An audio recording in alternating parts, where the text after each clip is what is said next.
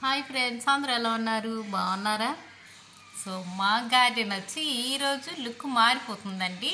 మీకు నెక్స్ట్ వీడియోలో చూపిస్తాను. సో మా గార్డెన్ ఎలా ఉంది ఏంటనేసి. ఈరోజు సాటర్డే కదా, కొంచెం మొఖానికైతే అప్లై చేసుకోవడానికి పెరుగు, పసుపు, కొంచెం నిమ్మరసం కలిపేసి మొఖానికైతే అప్లై చేస్తున్నాను. పెరుగులో చాలా పోషకాలు ఉన్నాయండి, చాలా మంచిది కూడాను. మొఖానికైనా జుట్టుకు కూడా మంచిది, సాఫ్ట్గా ఉంటుంది జుట్టు కూడాను. సో ఈరోజు అయితే నేను ముఖానికే రాసుకుంటున్నాను. సో దీనిలో అయితే ముల్తాన్ మట్టి అయినా వేసుకోవచ్చు, శనగపిండి అయినా వేసుకోవచ్చు, చాలా మంచిది. నేనైతే కొంచెం ఇలా రాస్తున్నాను. ఇది వచ్చి తలకి రాస్తున్నాను, కొంచెం ముఖానికి కూడా రాస్తాను, అందుకనేసి శనగపిండి ఏమి వేయలేదు. సో అలాగే మా పూజ అయితే సాటర్డే పూజ అయితే చేసుకుంటున్నాను.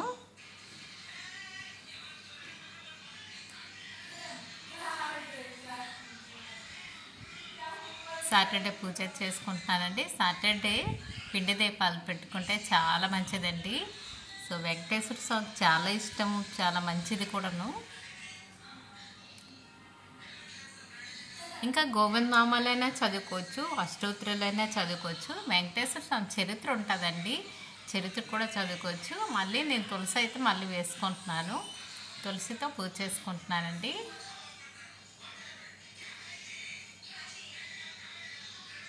తులసి చాలా ప్రీతికరమైనది, సోమవారికి చాలా మంచిది కూడా మనం పూజ చేసుకుంటే తులసితో.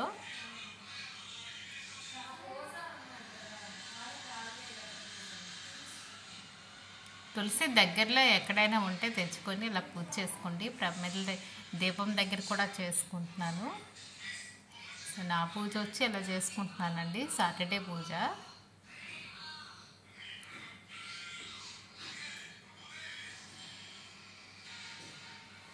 ఇంకా దీపాల దగ్గర అయితే నేను ఫస్ట్ అయితే అక్షంతాలు వేసాను. సో మళ్ళీ చూపించడానికి అయితే వేస్తున్నాను. దీపం వెలిగించుకున్న వెంటనే వేసుకుంటే చాలా మంచిది.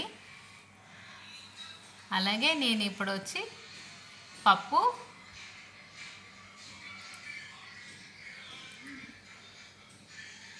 దోసకాయ పప్పు వండుతున్నానండి.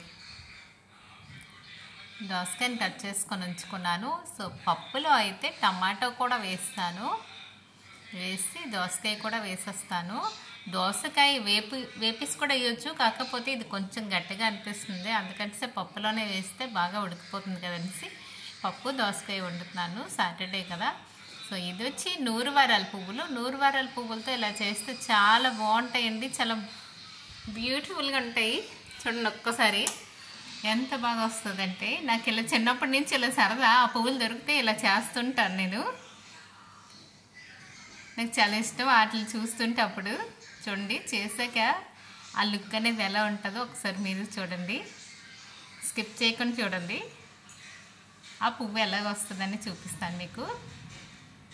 చూడండి ఎంత బాగుంటాయో, గట్టిగా వస్తాయి, చాలా బాగుంటాయండి. ఆ పువ్వులతో చేసుకున్నాను నేను.